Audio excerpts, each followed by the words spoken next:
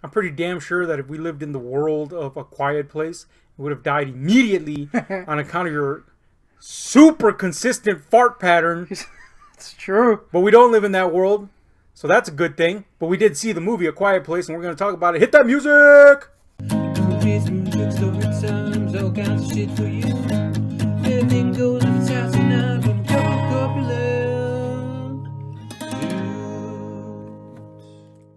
So remember that fucking guy from The Office? You know, old Jim? Yeah. So he's a fucking horror director now. Apparently, master of horror or something. Before we even get into this fucking movie, I'm just going to point out one thing that I looked it up and it was categorized as thriller. And there's this fucking problem I've noticed. Every time a damn good horror movie comes out, or what people deem to be a damn good horror movie, they refuse to call it a horror movie. You know? The Exorcist came out. They don't call it a horror movie. They call it a drama. It is. Don't get me wrong. It's a drama, obviously. But Psychological it's thriller. still a horror movie. You know what I'm saying? They refuse to call it a horror movie. But this is a horror movie. But I'm interested to see if the consensus is pretty much across the board that it's a good movie. That, you know, some people calling it classic. Stephen King allotted it, etc. But I'm interested to see what you think. What is your immediate takeaway? Hit me with it. I liked it. Okay. Going back to that old classic. Old standard.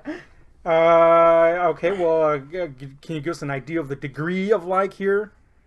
I don't think it is one of my all-time favorites, for sure. But it is cool, and I thought it was pretty unique. And on the hook alone, I was into it. Yeah, I'm with you on that. Do I think this is the greatest fucking horror movie of all time? No. Do I think it's unique, like you said? Absolutely. Do I think it's earned its place? Yes. Do I think it deserves all the accolades it's getting? Yeah, I think it does. But let's talk about it more in depth. Now, like we said, this is a movie from John Krasinski, who was fucking Jim in The Office. Yeah, who was kind of like disappeared into the background a bit. I mean, he's done a few roles here and there, but it's hard to break away from, you know, being Jim from The Office. Yeah, being one of the most popular characters in TV history. Not only that, but this was right before TV died, basically, because right now TV is in like a moratorium, a fucking state of decay. It's basically pretty much done. TV, yeah, it's pretty much done. But he was one of the last big characters that America liked, that the world liked, etc. So that crossover is difficult, and he's had his struggle, but I think maybe he's found his calling here in terms of directing. Apparently, Michael Bay is his calling. He was in that movie last year. Yeah, and he produced this. I mean, if this was the payoff, then that's good. You know what I'm saying? If working with Michael Bay gets you a production deal, well then fuck, go work with Michael Bay. You know, blow up something for a while and then come back and do something cool. But that's the complete opposite of Michael Bay. Thankfully, the fingerprint of Michael Bay is not all over this, so that's good. And you know, I've liked Michael Bay produced movies before, and you could still see his fingerprint here and there. Here, I didn't really see anything that said Michael Bay was here, which is good, because that would have kind of fucked it all up. Yeah. Now, this is a very deliberately paced movie, so if you have a short attention span, you're out of there. You're not gonna like it. I can already tell you that. You're gonna be like, the fuck is going on here? What is this? Thankfully, we're not fucking idiots with the brains the size of gnats. So at least I'm assuming that you weren't thrown off by the pace. I was asleep. No, it was pretty good. But yeah, that was one of those things where I was like, man, some people are gonna dislike this because it's silent for like 80% of the movie, maybe. People are just doing sign language. That alone will kill some people's interest in it. Yeah, I have to read. Yeah, and I know that sounds like maybe we're pegging emotions on people. We've actually heard people say shit like that. You know, watching movies with subtitles. Oh, I have to read? A literal complaint. Yep. Which, by the way, most of the time it was with Asian movies. Yeah. And I was like, what the fuck? Didn't you see the trailers to this shit? Anyway. You do have to read in this because by default of the plot device, it's important. Silence is important, and that's the thing that is communicated in spades for about the first third, if not a little bit more of the movie. And it is very deliberately done that way, and I think it did that job magnificently because the urgency of silence is communicated.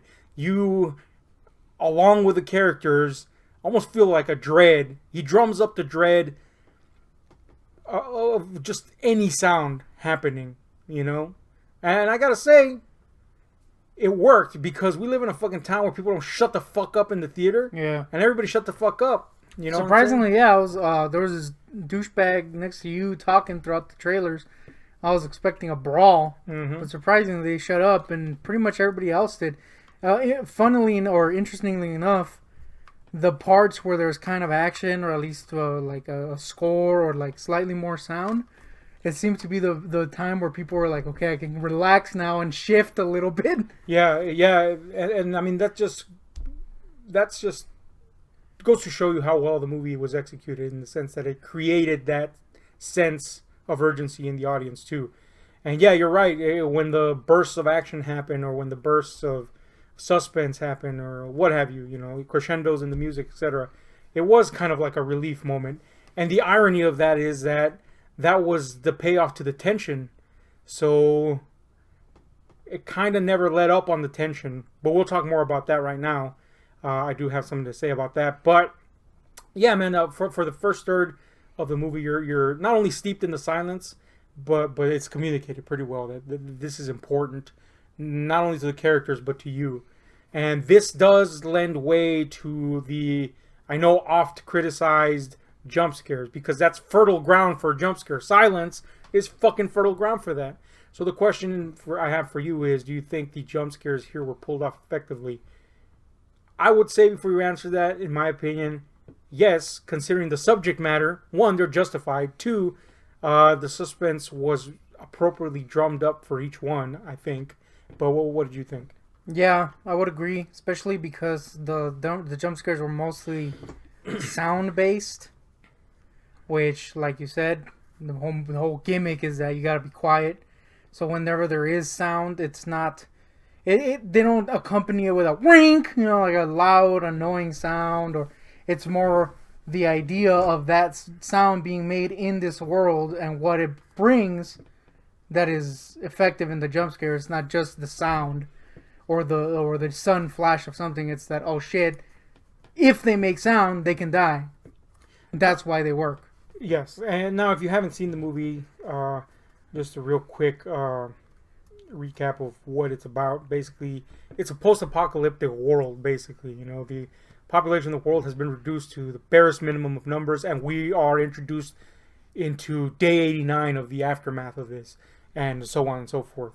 And you know, it's made clear, one, that whatever this menace is, it's never explained, which I loved, by the way. Yeah. Which is good. There's never a concrete explanation to what this threat is. Or from whence it came, or whatever. But this threat is basically a predatory race of creatures that has eliminated the majority of mankind, and the only way to survive is by not feeding into their way of hunting. Yeah, their senses, which is hearing. That's their prime sense. So that introduces that conceit of having to keep quiet the whole time. So yeah, man, when those moments come, and even if it's something trivial, you kind of are on you're on the edge a little. Yeah, for me, it's more like the idea of crap. They might screw up this entire, year plus of living from one little sound, and that's why the jump scares work. Yeah, and I love that. I'm sure you'll agree with this too. Is that we are introduced to them in day 89 after these things have basically destroyed everything. But then it's like a prologue entrance that sets up the universe a little for us and some of the rules visually, which I thought was fantastic. And then it skips forward to day 400 and something odd. And that's really where the bulk of our movie takes place. Yeah. And I love that it created a sense of, I don't know if well, I'm sure most people have experiences where you kind of grasp and hold on to what you have, because that's all you have. Yeah. And here that is doubled, tripled, quadrupled, whatever, to the max, because this is literally all these people have. And it's an existence that they've eked out so they could lose it at any moment. So immediately the stakes are amplified times 10, and that time skip really did that effectively, at least for me. But yeah, man, you definitely feel.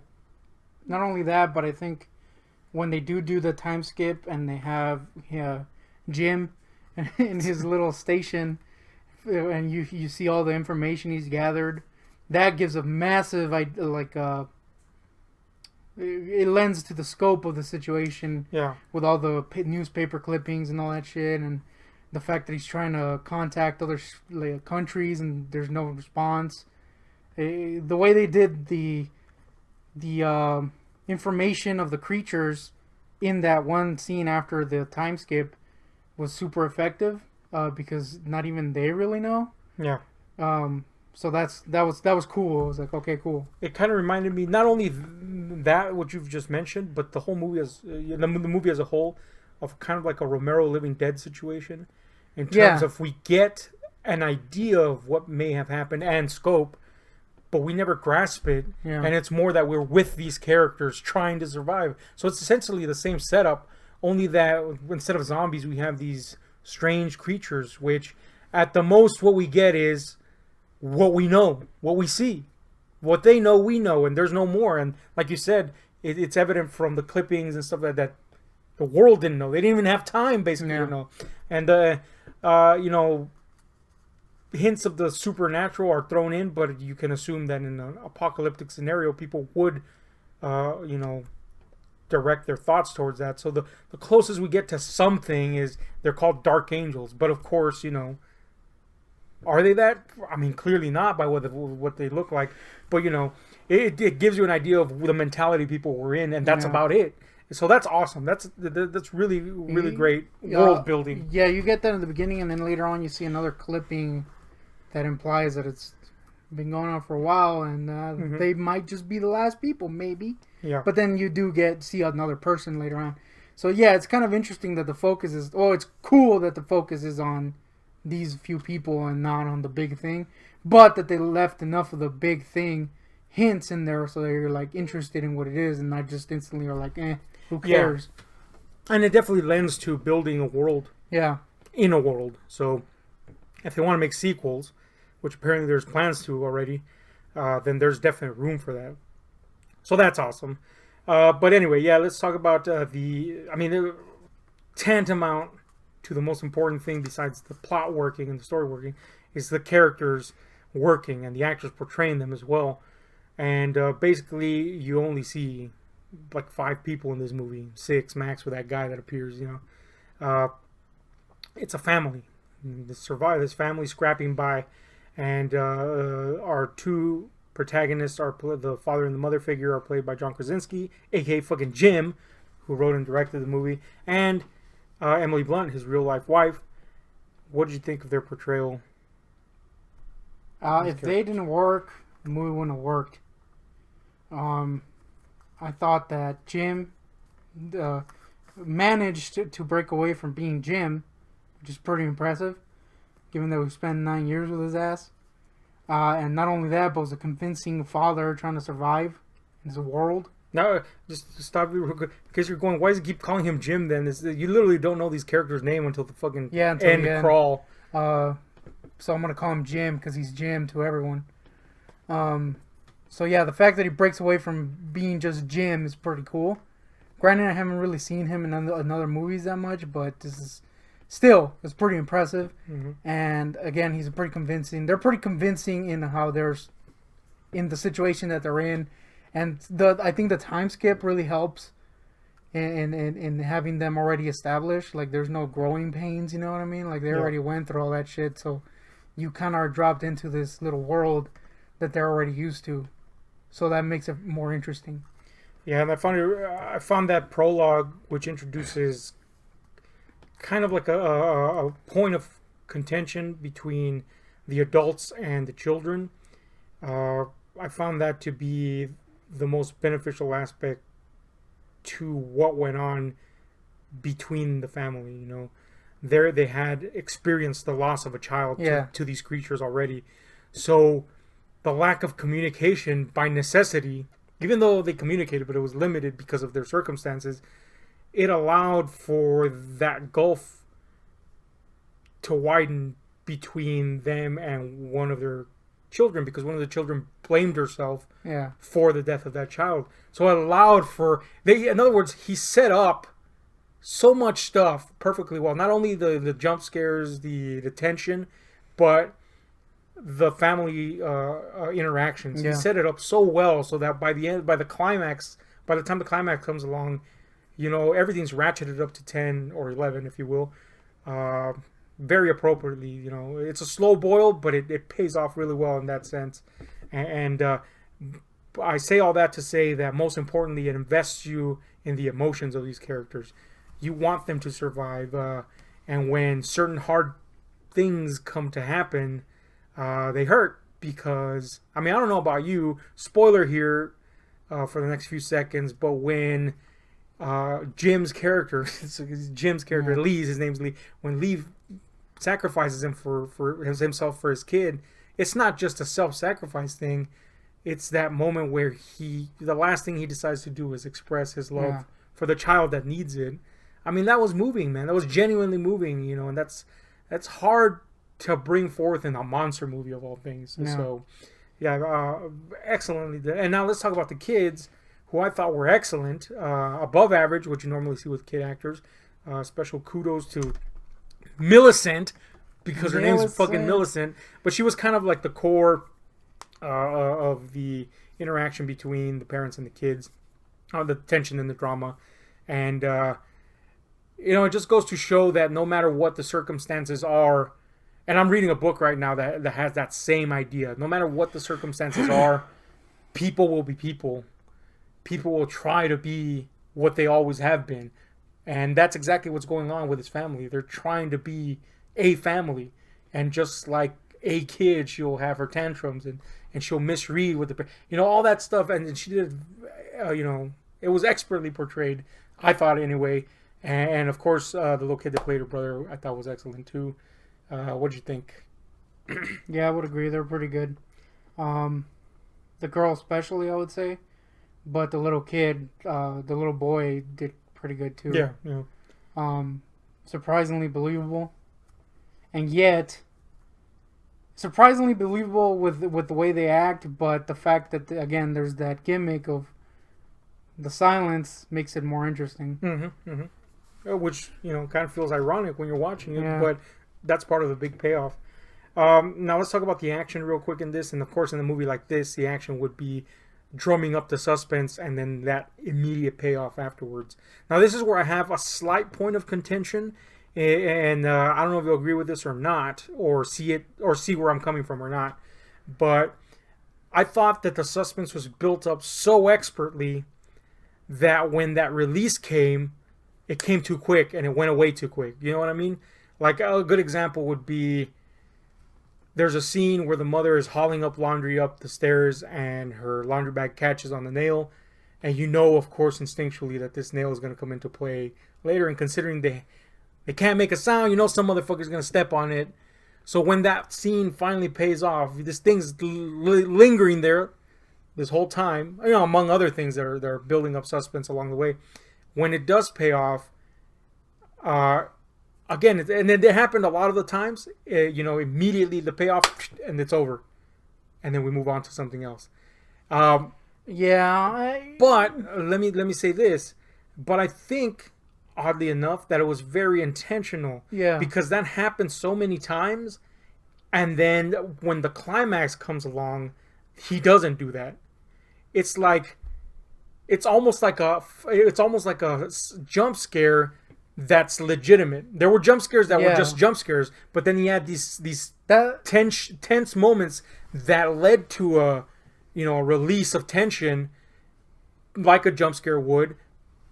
But then they went away, and it was like he was building up until this climax, which doesn't let up, which keeps on going. So don't get me wrong, I'm not saying that's a big criticism. I was noticing that. I should say I was cognizant of that as I was watching it, going, But then when that big ending, big climax came, I was like, oh wow, it was definitely a different approach to things. Yeah. playing with your expectations and then rushing them out and then drumming up more tension for something else.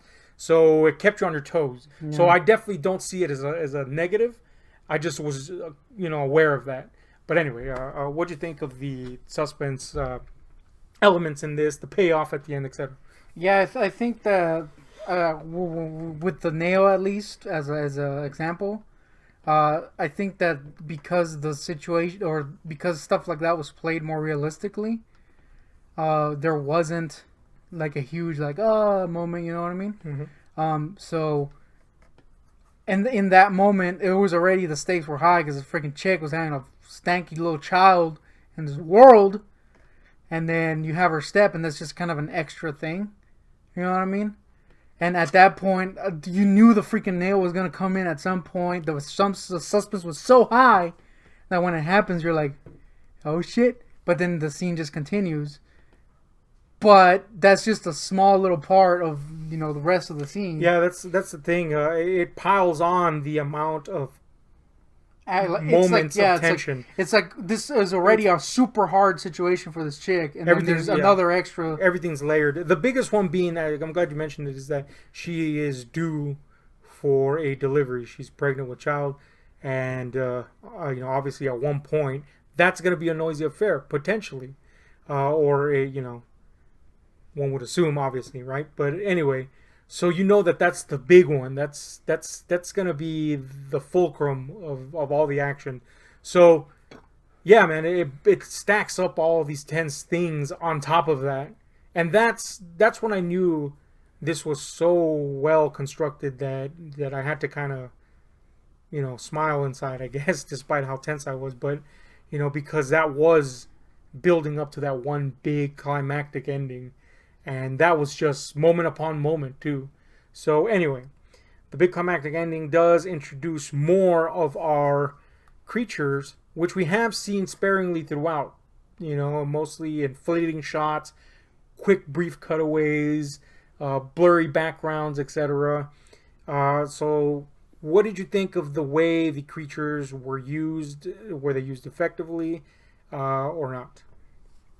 I think so. They did kind of go into the Cloverfield monster kind of look, the big armed creatures, but I think they actually look cool in this. And since they don't overuse them, and you don't know what the hell they are, and the few little bits that they do show just kind of add to their mystery, I think they were really effective, especially at that end, with that ending. And just the idea that you don't know where they come from, and apparently they're a worldwide problem, adds to them quite a bit. So I think they were really well done. And the little gross little tendrils in their heads were disgusting. Yeah, man, I thought there was moments where I was like, I wish they hadn't have shown them that much. And don't get me wrong, they're sparingly used. But then they would immediately silence me because what you did get was super effective. And it's evident to me that fucking Krasinski picked this up somewhere along the way. He knows how to shoot this stuff excellently. And there's just some beautiful shots overall. But with these creatures, there's some expertly done work there in terms of keeping them, despite them being pretty visible. Yeah. Keeping them still relatively in the dark. And I don't mean that literally. I mean, figuratively. Yeah. So that's quite the balance. That's quite the achievement. That they are that visible, and yet at the same time, your mind is still trying to cobble them together, piece them together. And added to that, of course, is the mystery of from whence they come and all that stuff, which, the fact that you never really get anything only adds to the suspense building, to the idea of them. Not only that, but the effect itself is pretty good. Which, and we'll move on to that. The effects in this movie, go ahead and give us what you think. I think the effects helped quite a bit for the creatures. I'm pretty sure they were mostly CGI. There might have been a mix in there, but it looked like it was mostly CG. But they actually gave them weight, which is something you usually don't get. With creatures, usually they're flying around or jumping, and it's not realistic. Yeah. In this one, they feel like they exist in the world, and that adds to it quite a bit. And yes, the way he shot several of the encounters and hinted at their look, which is interesting because they did that despite you already saw, the full body shot, but they didn't let down, they didn't back down on just showing hands and shit like that, which made it even more creepy. So yeah, the fact that despite the fact that they showed the creatures quite a bit, it gave you that sense that you don't really know much about them, and that helped quite a bit, and the effect helped quite a bit. Yeah, I agree, man. Going back to that idea that again, how much they showed versus the effects still being effective. Yeah. A great example of that is not only the conclusion where they're point blank in your face, but the scene. There's a scene with a flooded basement, and you know what I'm talking about. If you've seen the movie, you know what I'm talking about. And if you haven't, got to see the movie. But that again, we've already seen this fucking thing. But the way that was shot was genuinely eerie, and it made you feel uneasy. The way it moved in the water, the way it rose, etc. It was kind of interesting because in that shot, like you see it in the background when she wakes up, and it's in the background, and the way it was lit, my brain had a hard time telling what it was. I knew it was the creature, but it looked like it was the hand of the creature, and I was like, "Oh, it's there." But then it started moving and it got up and I was like, oh shit, it was that, but it was lit in such a way that my mind had a hard time piecing it together. And so when it actually came into the scene, it was still an effective little spooky moment. And then you see him like go into the water and it just kind of adds to a layer to the creature and the way it moves and shit. Realistically. So yeah, it's just adding to that, I guess. And I'm gonna go ahead and just say that the effects are pretty much solid. They work through and through. The only time I guess that they would come close to being a little janky is we get a close up of the head, which has these membranous protrusions that come out of it when it's sensing things, and then it opens its ear canal to get a better grasp of sound. When that close up was there, I mean, it was very clearly CGI. Yeah.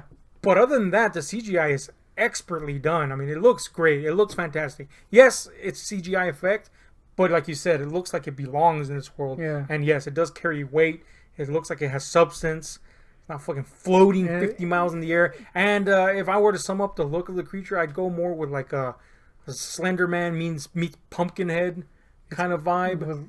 Yeah. Only more animalistic, of course. Yeah. But it's kind of like a mantis. Chlorophyll it's creature. A cool looking creature. What we're not. But the point is, it works. Not describing it well. But now the score of this little number, like we said, the majority of this film, a good 80% of it, is drenched in absolute silence, which is wonderful. That's exactly what you would want with something like this. But when the score does come in, it's mostly, quick little crescendos in music, at times pumping beats to get you into the tense nature of what's going on, and they worked expertly too. So I mean, that's really all you can say about it. Did it work to drum up that suspense when it was there? Yes, but here is the point.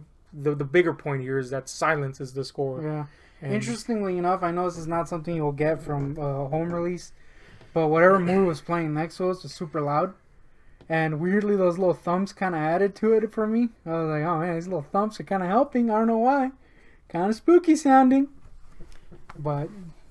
So there you go. No thumping. No thumps, unfortunately. The final thing we want to touch upon is the visual and aesthetic look of this. Again, a very grounded, cinematically realistic look. Now, I don't mean that realistic as in documentary style realistic or mirroring what we see when we look around. But when I mean realistic, I mean in the cinematic sense. In the sense that there is this look that conveys a sense of seriousness. There's no fancy lighting. There's nothing like that. There's no Michael Bay angles. Yeah, there's no weird, strange camera movements. Nothing like that. It's very set in keeping that tone realistic. So that only contributes to everything that's here. What's at stake, the people, the characters. So I think that was pulled off wonderfully. Any final thoughts and a final score? Give it to me. I liked it quite a bit. I do hope, the rumor was that the sequel is going to just focus on another family, from what I hear. I do kind of hope that they don't I kind of hope that they don't make it too loud and ruin everything that they established in this movie. But that's not saying, that's just my thoughts for what they might do. And that is the thing. There's a lot they can do with this little world they built. Weirdly, this movie had more world building than all these cinematic universes they're trying to establish in freaking Hollywood right now. But yeah, really good. It's a strong film. It's definitely a horror movie. Despite what people might say, and I'm pretty glad it got some success. That's good. I'll give it a solid 9. It was pretty damn good. 9.5 maybe. Yeah, man. I'm gonna have to agree with you. I mean, this is one of the better ones. I'm glad it's out there. I'm glad it's making horror look good, because oftentimes the horror just gets thrown into the bin or disregarded and stuff. So it's nice to have critics admit, even if they don't want to call it horror, that this is fucking good. And it is, and it deserves the accolades. And yeah, man, there's definitely a lot of substance here. Now, if they do go on with sequels, I think the best way to expand the world is piecemeal, a la Living Dead series. You know, taking it from experience to experience and letting the world develop in the background. And that would be the best way to do it, to keep this type of structure alive, because it works. You know, what we see works. That being said, is it a movie that is like one that you're going to be popping in every fucking second? No. And there's a variety of reasons. Again, that sounds like a criticism, but it's not. It's a movie that requires, you know, an exponential amount of attention and care to watch. It requires investment, emotional investment, as well as viewing investment. And, you know, sometimes watching stuff like that can be taxing, no matter how good it is. And on top of that, the amount of suspense inherent in it, you know, so that makes it, I wouldn't say hard in terms of, oh, I can't do this, you know. It makes it difficult to be categorized, to be categorized as rewatchable. You have to be in the mood. That's not, again, that's not to say that that's a point against it. I'm just saying, you know, this is a different grade of horror movie. But yes, it is excellent. It is wonderful. And I'll give it a solid 9.5 because it is expertly done. I can't wait to see what else Jim has up his sleeve. Because fuck. Yeah, excellent, man. I'm very glad this thing is out there. Check it out if you haven't seen it. It is a classic, I think. Not a lot of people are going to argue that, I'm assuming. But yeah. Any final thoughts? Any little toots you want to give out so that the monsters can come? Toot, toot, toot, toot, toot, toot. Dude, I would be so screwed in this world. Like, within the first 3 hours, I would be going, toot, toot, toot, toot. I'd be dead. Sometimes I'll be sitting like 2 rooms away and I can hear you breathing, so yeah, you'd be fucking dead. And if I can hear you... Not to mention that when I sleep, I make weird-ass sounds. Yeah, lots of farts. But anyway, we're just getting back to the farts here. Don't have gas in this world. That's what we've learned. Anyway, it's been Ahab and the Goontick. Check this little fucking ditty out. Tell us what you think about it. Hit like, share, subscribe to the notification buttons, because we're out. This music, stupid sounds, all kinds of shit for you. Anything goes inside the night for a couple of corpulent dudes. This music, stupid sounds, all kinds of shit for you. Anything goes